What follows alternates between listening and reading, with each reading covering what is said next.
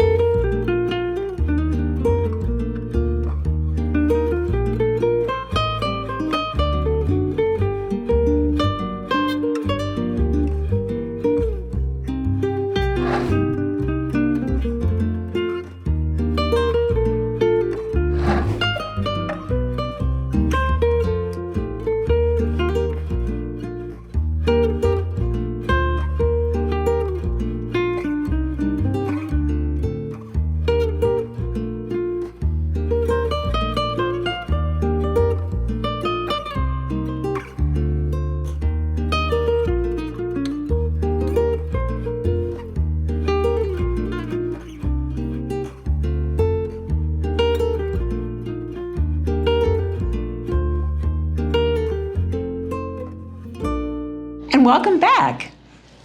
I had a great little area there to sit out there, listen to some music, have my cigar. I was close to the only bathroom that we had downstairs, and we had a friend that we named Garfield.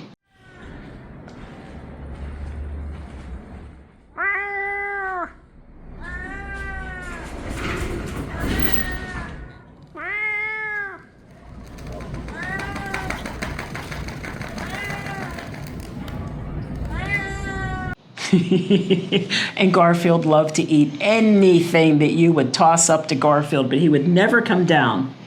Only when he got scared by a cat and he fell off the wall. And he was landed on his feet and was right back up. And he was gone again. Yes. But it got to the point that every time I opened that patio door, Garfield was there and loud because he knew I was bringing him something. He wasn't loud with me because he was like, yeah, he ain't feeding me. That ain't happening. We only had a couple of issues with the house. One, our stove went out on us. And the host immediately sent a tech over to try and solve the problem. Couldn't solve it. So the next day, new stove right there in the place. So yes, and I noticed in previous responses from other guests that were there before we arrived, anytime they made a suggestion, the host was responsive. So when we got there, we had new kitchen cooking tools. Yep. There were a few new pans. Yep. And there was a brand new dishwasher, which of course we don't even use those anymore. But No. he literally bought a new stove while we were there. And being without a stove was not a problem in that particular part of San Luis Potosí because we had a plethora of restaurants to choose from in that area. Oh gosh, yes. Everything reasonably in a 15-minute walk. If we wanted to go a little extra distance, we'd walk down to the Jardín and go to Kabuki. And get a churro. And get a churro. And get a churro. You gotta get those churros. But, the only other issues that we really had, it did have a garage, but it was designed for cars that were much narrower than ours. There was just no way that we were ever going to get. If we got in, neither one of us would ever be able to get out of the car. No, it easily could have held two vehicles, maybe three in tandem. Yes. But the width of it it wasn't going to happen. No. And so us squeezing our vehicle into street parking right in front of our garage, we had enough space right in front of our garage, but there was a restaurant on the other side of us, and then there was a motorcycle repair dealership in front of us. And then, of course, there's all kinds of businesses on those corners, so everybody wants to park on this street. It got to be difficult. And it did have some noise. I mean, if you were sitting in the front room and we were watching TV, you could hear, the cars going by and the street noise and things like that. But by the end of the day, we were like... Well, and in addition to that, once you were away from that front room, you didn't hear it anymore. No. You really didn't hear it in the Jardín. Oh, God, no. Up in our bedroom, it was pretty quiet. Yes. I mean, you just didn't hear it. It was just that front room that was street facing. Yeah. Two major things that did make it a little bit difficult. Oh, yes. One was hot water and the other was the laundry. This is the vein of our existence right here, this water heater that gives us, at this point, about 1 minute of hot water before it's cold.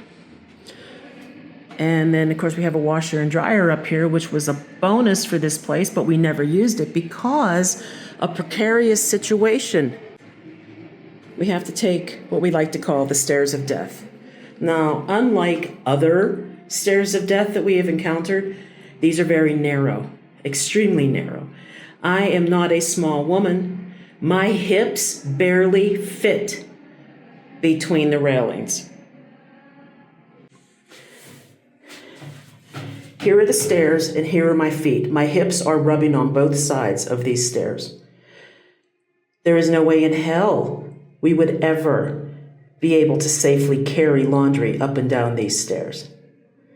While I appreciate the benefit, it's unsafe. It's just simply unsafe. And the last time I tried to record myself walking down these, I slipped, missed a step, and almost got hurt. Here I'm almost at the bottom. I have got both of my feet halfway off the steps because that's all the room that there is for my feet. And I hang on to this pole with every step I take because I may slip and fall. I can't imagine why anybody thinks this is okay to carry your laundry up and down. It makes a better fire escape than anything else. These stairs are also not very wide. My feet are on the wall behind me. The balls of my feet, the ones that provide stability when you take the next step, are hanging off the edge of the stairs. And so then you get down to the next step, and that's not so bad because there's a hole back there, so I can move my feet back. Then you get down to the cement part. I have already fallen on these. I've got a big scratch on my wrist catching myself. Then you get past this one big step here, and then again, we're back to my feet are on the wall behind me and the balls of my feet are hanging off the edge. We literally have to treat this like a pyramid and step sideways to get down the stairs. Okay, so as you could see, yes, the bane of our existence was that hot water tank. And secondly, those stairs were a bit treacherous. Both the spiral stairs of death going up to the laundry area and just the stairs coming down into the living area. Well, they were a little out of standard. They were taller and more narrow. Yeah. And they weren't consistent. The first set going up was at a different standard height than the sets that went like this. In both cases, on both sets of stairs, I actually did trip up, fall, both times. You know, and God help you if you had to get up in the middle of the night and decide, oh, I'm going to go raid the kitchen, because you could not see down those stairs in the dark. It was like, I'm turning the light on. Yeah. But the hot water situation, okay. When we arrived, the hot water was plentiful. Mm-hmm. It lasted long enough to take a good 5 or 10 minute shower. There was enough hot water to do dishes. There weren't any issues. And then one day, we think the pilot went out. And it was previously that night, it was gusty. Yeah. So Mark went up.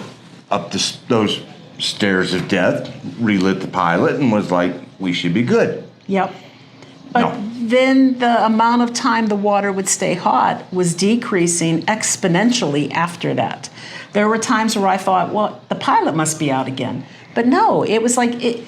I'd go up and nope. No. So by the time we left, and we did leave a week or two early, by the time we left, the hot water would last probably a solid minute, and then it was gone. And it's not like we needed to relight a pilot, because it would heat up again later, but it only lasted a minute. So imagine, if you will, San Luis Potosí, and it got down to 48, maybe 50 degrees at night, and you're up at 5 a.m. trying to take a shower. By the time I would get the soap in my hair, the water was cold. So I started getting to the point where I would wet my hair, turn it off, wash my hair, suds up, turn it on, rinse off, and that was it. That was my 1 minute shower. Navy showers at their best in San Luis Potosí. Well, and then, of course, trying to do dishes in the kitchen. Yeah. It was to the point where we were boiling water on the stove. So there was enough hot water to get grease and stuff. To get oils off of plates and stuff like that. It was like, because you had to have some hot water to get that accomplished. So now, I did mention both of those things. Basically, I was very kind with the stairs situation. I basically said, I don't know what you can do. What can you say? The idea of having the laundry at the top of that roof, though that was a nice benefit, we couldn't utilize it because of safety reasons. Unfortunately, there was a lavanderia right down the street, so... Yeah, so we just went to Splash. Yep. But when it comes to the hot water, that's an issue. And I did mention that in our review. It could be that maybe I don't know if that was an on-demand. I don't think it was. I'm not sure what it was. It was a small tank, though. It was not a big tank. And it was reaching the point that the cold showers, I was like, we don't have this problem in Querétaro. Yeah. You know, So we left. and so that was probably the biggest motivator for us to go. It's time to go. Time to go. And you know, again, I'm not going to fault the host. The host is responsive, I've noticed, with everything that anyone listed as an issue, he attempted to resolve for the next guest or for that current guest. So maybe him knowing that the hot water was becoming an issue, it's possible that that will get upgraded. Here's what I think about the place overall, though. For a long-term stay, it wasn't super comfortable. The bed was a little too hard for us, but we had fortunately brought our foam topper with us. The living room furniture was especially uncomfortable. We actually rearranged. The chairs for the desk area and the kitchen or the dining table were the exact same style of chair, and neither one were very comfortable for sitting for hours at all, especially when I was working. So, you know, there's a lack of comfort for a long-term stay. The lack of a light over top of the sink. You didn't want to wait to do dishes until it got dark because you were suddenly finding yourself going, Yeah. I mean, it's very clear it's a work in progress. yes. What is also very clear is if you're going for a week or a weekend, this place is great. Yes. It really is. It really is. Short-term stay, thumbs up. This is a long-term stay that was a little bit. Well, and that may all be rectified. I mean, as you said, it feels and felt like it was being a work in progress. And so, you know, with a few more subtle changes, Yeah. thumbs up. But I don't think you can really beat the location, aside from the fact that it's going to cost you about 60 to 100 pesos to get an Uber down to Centro, if that's where you want to go. But if you're just there for a weekend and you just want to walk around the neighborhood and there's a lot to do in that neighborhood. And then, of course, on Sundays, when they close Carranza down and all these people are out on their bikes, walking their pets, you know, skateboarding, it was just really cool to see. It was. And that's when we learned that, don't get caught on the wrong side of the Avenida on a Sunday, because getting through Trying to get back. is problematic. And, you know, It's all okay. right. We worked on it. Yep. But other than that, I thoroughly enjoyed the stay. Yes. We did a lot of things that we'll be sharing with you in the coming weeks. Tangamanga Park, a few museums, restaurants. Food. Yeah. I mean, the food was, mwah. Yeah. So we had an excellent stay overall. The Airbnb is fantastic for a shorter term rental and could, with potential, be fantastic for long term as well. Yes. And take a bug zapper. Take a bug zapper. Yeah, for sure. There's mosquitoes. Yes. A lot of them. Especially if you got to go to that outside bathroom. That outside bathroom was a home, mostly for the males. I took pictures of them and identified them. They were males. That's why the seat was always up. And the males don't bite, but that's not the point. Yes. We killed hundreds of them. Yes, we did. It was a bug zapping racket massacre every day. Yeah, that's was therapeutic at times. Just to. So. I don't know. We had a great stay. We did. And that is it for the Airbnb in San Luis Potosí. If you like this video, please give us a thumbs up.